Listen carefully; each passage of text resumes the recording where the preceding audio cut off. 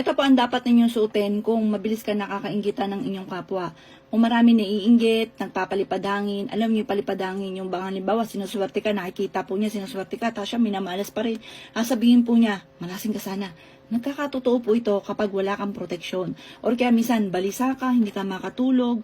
Kaya dapat meron kang proteksyon kagaya po nito. 55 pesos lamang po ito.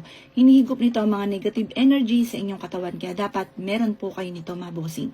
Ito pa, mga bossing ko, sa gabi nabibiyak po siya. Pero sa umaga nawawala yung biyak. Pero pag marami naiinggit sa inyo, hindi na nawawala yung biyak niya at dumadami pa po siya. Hintayin nyo lang na ma-stop na yung mga biyak-biyak po niya. Mawawala din po yung kumbaga, ma-stop din po yun. Nahihigop niya kasi yung negative energy niya. Tapos itapon niyo ang bracelet na ito. Kapag na-stop na yung pagbibiyak po niya. Ito pa, mga bossing ko, magsuot ka muli ng panibago para meron kang protection. Kumbaga, magpasalamat ka sa bracelet kasi inalis niya kung ano man ang mga kamalasan sa inyong katawan.